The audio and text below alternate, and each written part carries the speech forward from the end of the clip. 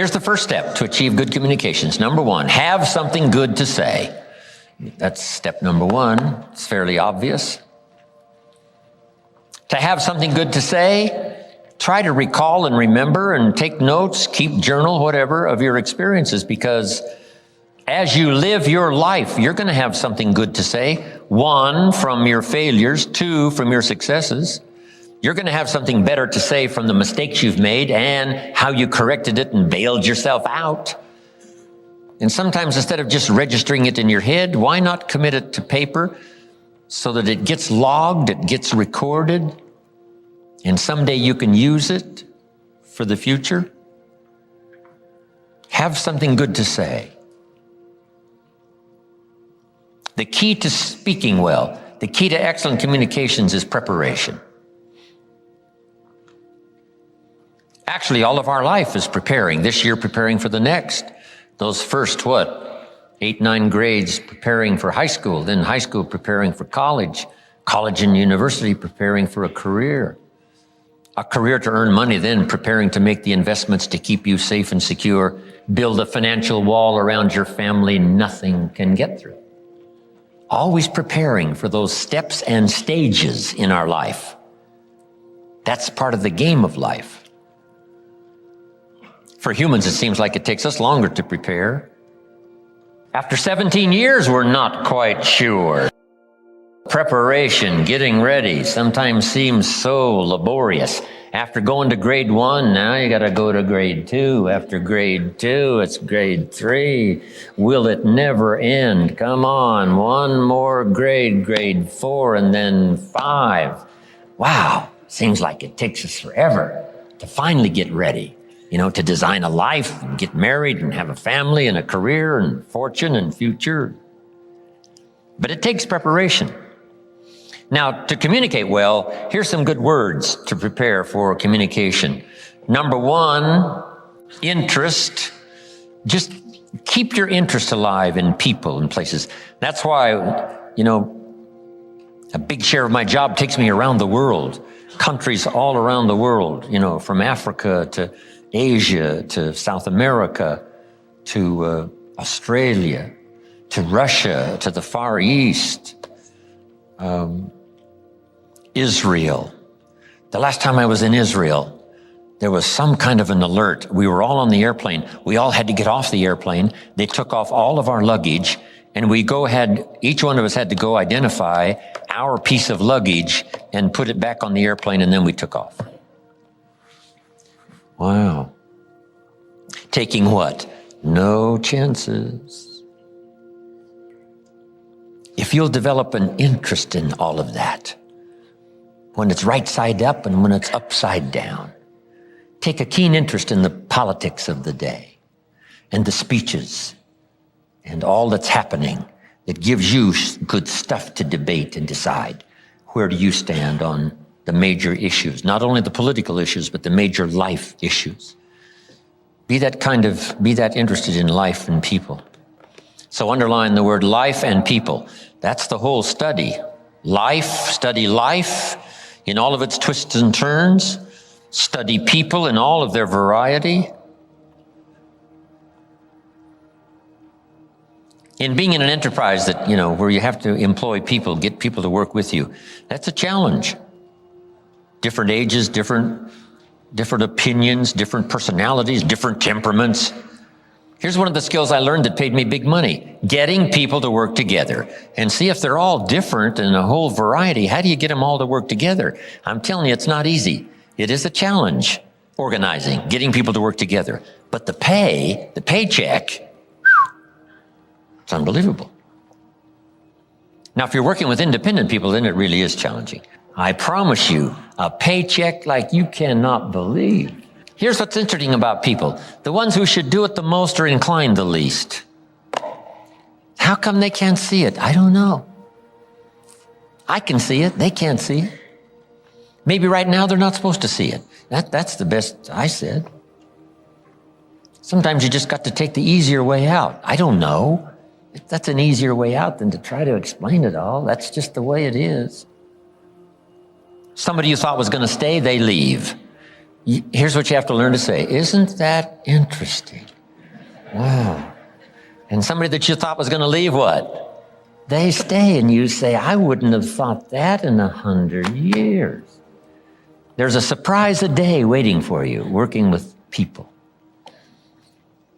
And then some people are nice, and some people are not so nice. But there's only a few. When I first started in sales, Mr. Schoaf, my mentor, said, here's the good news, Mr. Rohn. There's only 9 or 10 real nasty, miserable, horrible people in the world.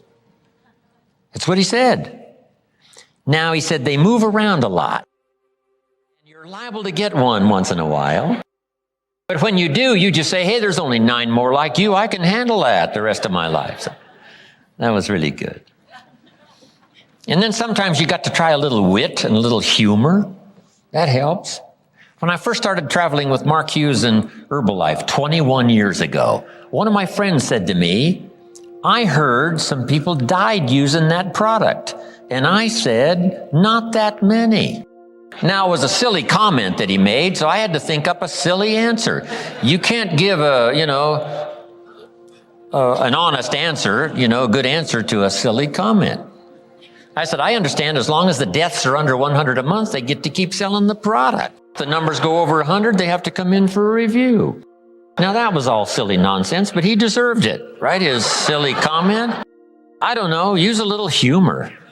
Somebody says, this isn't going to work for me. Say it was designed not to work for some people. The best wit in the world was Winston Churchill, right? Lady Astor in the English Parliament, exasperated one day with Winston Churchill. She said, Winston, if you were my husband, I'd put poison in your coffee. He said, Lady Astor, if you were my wife, I would drink it. Don't let anybody put you down. Be a student of life and people and all the varieties and what's happening in the world. It's an interesting place to live. And while you're here, learn all you can, study all you can. Right? The varieties. Some people are easy and some are miserable. Just learn how to handle all that. Here's the next word to communicate well, and that's fascination. It goes the step beyond just interest. Be like a child, fascinated with everything. Next, sensitivity. Trying to understand where people are, where they're coming from, the position they might be in at the moment. Trying to understand, a night visits us all after days, and some winters are tough, and some people are having tough times. Be sensitive to all that.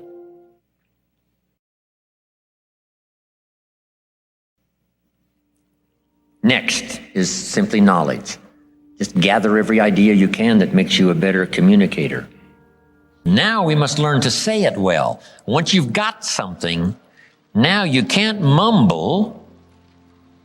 If you've got something good to say, you can't mumble,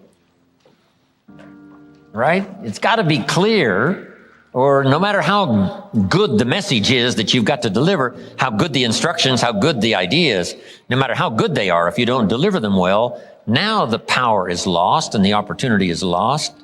So number 1 is to have something good to say, and number 2 is to say it well. Here's what will help you to say it well. Make this list. Number 1, sincerity. If a message is delivered with sincerity, see, that makes all the difference. If the speaker is sincere, if the father is sincere, if the mother is sincere, see, that's captivating for the children. If the friend is sincere, even covering a delicate subject for us of some changes we probably should make. If they're sincere, see, we will give them room. Perhaps to get on our case if we know they're sincere, not just trying to criticize for criticizing's sake. If your sincerity, I'm telling you, that wins the day. Here's what can really be accomplished. Hopefully, like this weekend here, someone sincerely willing to speak and someone sincerely willing to listen. Now, in terms of lecture, book, seminar, and all the rest, we must come to this conclusion, because it's a wise conclusion, that sincerity is not a test of truth. In your study and evaluating everything, just make sure you have that in the back of your mind. Sincerity is not a test of truth. We must not make the mistake of saying, he must be right. He's so sincere. See, that might be a mistake. Why is that? Here's why. It's possible to be sincerely wrong. So sincerity is not a test of truth. Here's the only test of truth. Truth is the only test of truth, not sincerity. We hope someone will be both truthful and sincere, but we don't mistake sincerity for truth. Here's next. Repetition. To get better at something, you just have to go do it. Go do it. Accept every opportunity to go make a little talk if that's going to be your business. Get better at talking to your kids. Come up with more illustrations. Come up with more ideas. Read an extra book, How to Communicate with Teenagers. So you'll have something a little better to say. And then just practice it. Get good at it. Get better at it. Right? I was clumsy when I started. Now the words flow a little easier. I still struggle with the language, trying to make it clear, but it's easier now. Repetition has helped me to do that. Here's what's next. In good communication, saying it well, brevity. Right? Don't take too long to say it if you can say it in shorter sentences and shorter time. One way to learn brevity is to talk to kids. You talk to kids for 30 seconds and they say, how long is this gonna take? It's already too long, right? 30 seconds. I mean, they got games to play and things to do. They can't hang around for, an hour's discourse. So talk to kids. It helps you to make it more brief. Powerful, but brief. Well said, but, more brief. The storyteller tells us Jesus wandered around the countryside in putting his 12 together that was going to start this whole new movement. And as he wandered around the countryside, every once in a while he would say, you follow me. See, that's short. That's no hour presentation with the fancy lights and, no, just you follow me. Why could he be so brief and so short with that simple appeal? Jot this down now. Probably for who he was, not just for what he said, but for who he was. There was something about him when he said, you follow me, see. Probably his reputation, probably his manner, probably with how he said it. Irresistible, you follow me. Wow. So here's what's powerful. And you can talk less and even be more effective in this personal development area. The stronger you become and the wiser you become, the more caring you become, it shows in your language and your manner. The texture of your communication changes and reaches where it couldn't reach before. It strikes the heart where it didn't strike before. Next, style. Now you've got to develop your own style. You can be a student of style. There's about a dozen people that I know over the years that if you knew those dozen, you'd say, hey, a little bit of each of them appears in Jim Rohn's style, which is probably true. Not copying any one person, but I like the way the person said it this way. I like the person's gestures, because I used to be a little too stiff without, gestures. Frank Sinatra was the best, not for only his lyrics and his phrasing and his style, but his gestures. His gestures. They were captivating. They were part of his persona. So make this note, it's not just what you say, it's how you say it. Style, sincerity, the way you present it, heart, soul, from deep inside, commitment, dedication, wrapped up in your language so that now when you present it, hey, it becomes incredibly effective.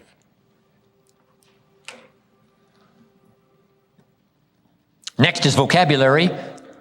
The better your vocabulary, the better you can share ideas that are meaningful, find words now to use that you couldn't use before. Interesting story on vocabulary.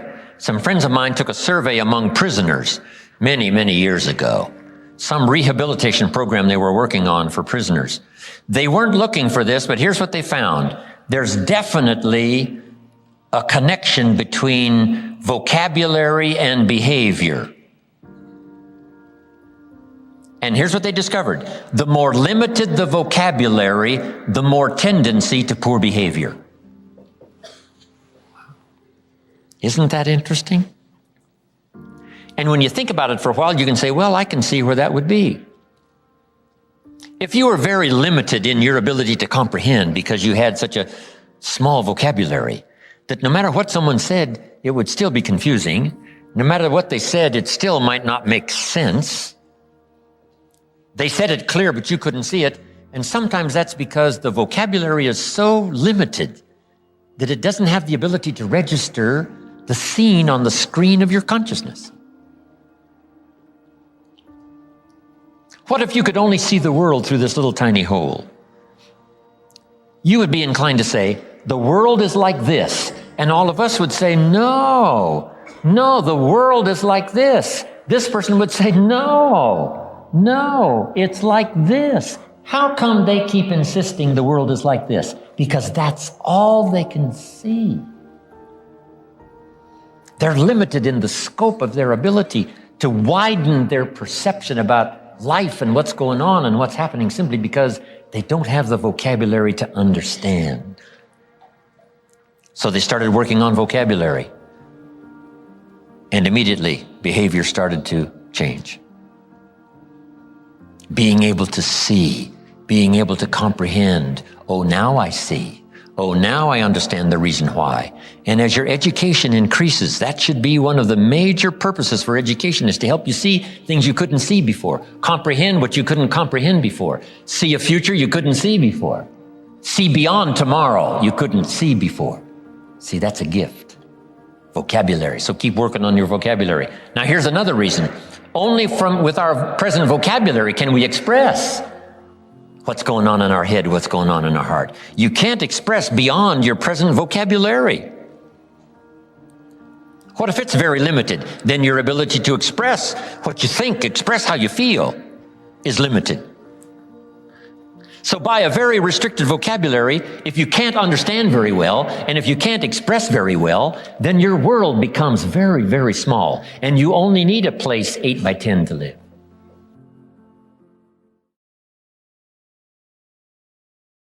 So jot this down. Make one of the books, very important book, and that is the dictionary. A word you don't understand? I think Dennis mentioned that earlier. Come to a word you don't understand, you look it up. Say, what is this word? Words are like lights. It's like another light. Now make this note now, especially the English language. There's nothing richer than the English language because there's so many ways to say it in English. In some languages, there's only one way to say it. In English, there's another way to say it, and another way to say it, and another way to say it. When I travel to all these countries and have to have translators, it gets to be difficult sometimes. Expressing something that makes sense in English, because we have several ways to say it, but in their language, there's only a couple of ways to say it. So the translator has a tough job sometimes translating. So I've had to learn to amend and modify, work on my presentation when I travel needing translation.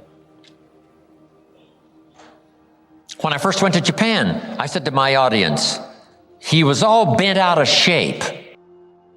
And my translator said, what the heck does that mean? So that would make sense in English, right? We know what that meant, but in Japanese, how would you describe that? So I learned not to use those kind of phrases. My first Chinese audience, I said, he blew his top. My Chinese translator said, wouldn't look good in Chinese. So, right, I have to modify and change, and right, poetry and some things just don't work with translation. Stories make sense in English, don't make sense in another language. So it's interesting. It's interesting when you have multi-languages. One of Herbalife's big conventions, 35,000 in the Georgia Dome, 21 languages. Everybody in the audience has got these headphones on. And you hit the punchline, the Spanish get it first, and then the French get it, and then the Germans get it, and then finally the Italians get it. Some of them seems like it takes a little longer to catch on, but it's the translation. Some translations take a little longer to translate than others. So it is a challenge to help somebody to understand something simultaneously in 21 languages. So you have to learn how to present, how to do the stuff so that it's easier for the translators to make sense, right, of what you're trying to say. It's interesting. But the gift of language is so powerful, it's worth the exercise. It's worth the effort. Okay? Vocabulary, brevity, style, repetition, sincerity, saying it well. Here's another one on saying it well. Don't fail to say it. You need the practice. Practice everywhere. If you're going to give someone a gift and send a little card, practice making this little card something they'll keep and remember for the rest of their lives.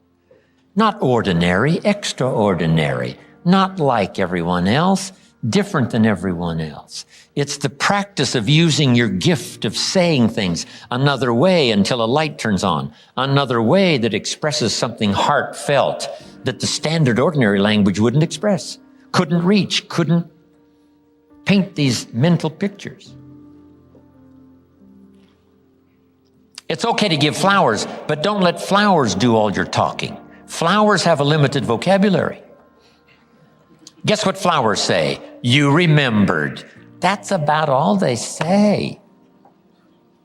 Flowers don't say, nobody in this world affects me like you do. Love.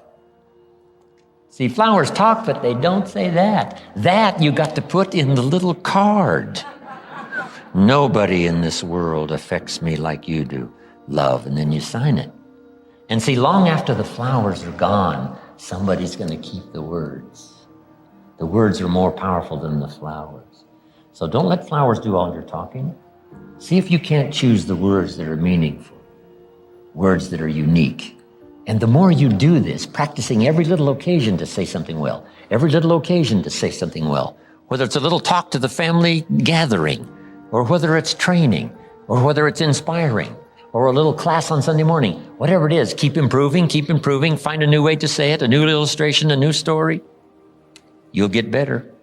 The gift will belong to you, and the effect could be electrifying. Don't fail to say it. Now, women are better at this really than men. Women seem to be able to find the language much easier to say something. Men have to work at it a little harder.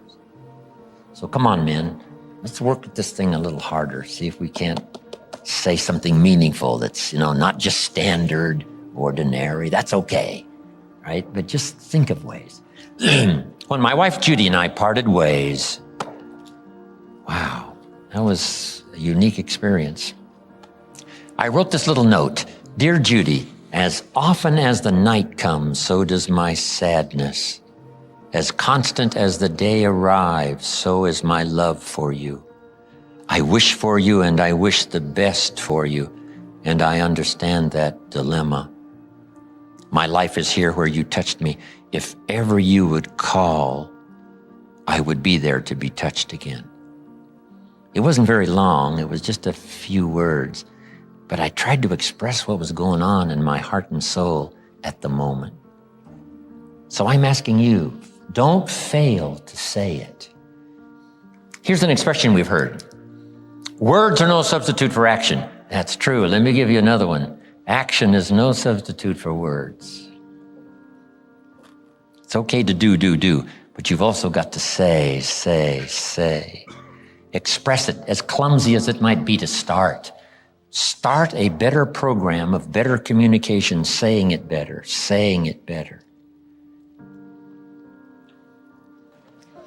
Here's the next one now that's really challenging, but it really works, and that is read your audience. Whether it's an audience of a child or an audience of a training class, or whether you're a minister and you preach, here's what you've got to do. Say something well, but then read the effect you're having. In those early days, I had to quickly read, should I keep going or should I quit? I mean, is it over? Or, you got to read it. And at first I started just going through my notes like this, and I didn't look up. I would go through my notes and I wouldn't look up. I would just go through my notes and go through my notes. Some of those early classes, I think everybody could have left and I'd have just kept on going right through my notes. Then finally, I learned to start looking up to see if it's okay. Should I slow down? Should I speed up? Am I coming on a little too strong? Should I get a little softer? This is what reading is all about. If you're talking to a child, should you really pour it on or should you hesitate? Should you save this for another time or do it now? Some of that you've got to pick up by reading the child. Read what's happening to your audience of 1 or 1,000. This is a challenge, but it'll help you in framing better the words you need to say and the style you need to use. Okay. If a guy's leaning toward the door, that means you probably should hurry. He's not going to be here long. Get it done. Now, in reading, there's 3 things. Jot these down. 3 things in reading your audience. First, you read what you see. Salespeople soon learn. If the customer's got his arms folded and his chin tucked down and he's frowning, this one ain't going to be easy. Right? This one's going to take all my skill to get his arms unfolded, make him a little more comfortable, get that frown off of his face. What can I do? I got to reach in my bag for some good stuff, right? To see if I can't sort of change the situation. And what causes us now to do those amendments in our presentation? It's reading someone's body language, right? What's happening? Here's the next one. You've got to read what you hear. If it's a 2-way conversation, you've got to listen as well as talk. Mama said 2 ears, 1 mouth. Listen twice as much as you talk at least, maybe more. Listen so that you can now know how to proceed. Especially if you're talking to a child, you listen so that you know how to proceed. No use going on and on if just a couple of things will do. And by listening, you pick that up by listening. Here's the next one. You got to pick up the emotional signals, how you feel, whether you're coming on too strong, whether you should be stronger or easier this time. That's an art in reading. First, what you see. Second, what you hear. Third, read how you feel. Now, this is where women really have it made. Being able to feel, sense. Woman says, doesn't feel right. Man says, what does that mean? Doesn't feel right. She says, I'm telling you, something. Women know about this stuff. Something isn't. Wow. And they pick it up. Men can learn better on how to pick up these emotional signals, but women seem to have it, right? They're tuned in. It's built in. Because there's no use going on and on. If the signal should have told you, wow, this is not the time. This is too strong. Picking up not only what you see and what you hear, but what you feel. To achieve good communication, something good to say, saying it well, reading your audience. Here's the last one. Intensity. Intensity is the emotional part of communication. Communication is both words and emotion. Here's what's really powerful. Words loaded with emotion. See, that's what's unbelievably powerful. It can move nations. It can help people change directions. It can establish an ideology, for good or for bad. Look at Hitler and his ability to preach. Look at Stalin and his ability to preach. Lenin, as wrong as they were, they believed it with all of their heart. Disastrous results, but they put everything they had into it. The emotional content was unbelievable. Powerful. Yes, in an evil direction, but it can also be used for a good direction. This intensity, strength, power, emotion. Words are words. Words are like a little straight pin, right? A guy buys a shirt and it's got all these little pins in it, little straight pins that you got to take out. What if I took one of those straight pins and I threw it at you and it hit you in the face or the hand? You'd feel it. That's my words that got you, the little straight pin. But what if I took that little straight pin and wired it to the end of an iron bar about this long? And then I let you have it. See, I could drive the pin through your heart. The iron bar is the emotion.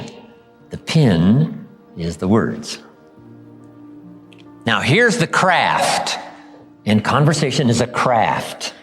Don't get lazy in learning this craft, because it'll serve you so well at home. It'll serve you so well in the marketplace. It'll serve you so well in your career and making your fortune. This craft of communication. Here's the combination. Well-chosen words mixed with measured emotion. Not only do the words have to be well-chosen, the emotion has to be well-measured. Meaning, not too much power for a minor point. The actor on the stage or in the movies, in giving a performance, has to learn this craft of the right amount of emotion with the dialogue and the words that are to be spoken. It can be so powerful if it's measured well. See, if you had a powerful point and a little bit of emotion, that wouldn't make sense. Nobody would get it. Nobody would say, wow, for such a powerful point, it's not a very strong emotion.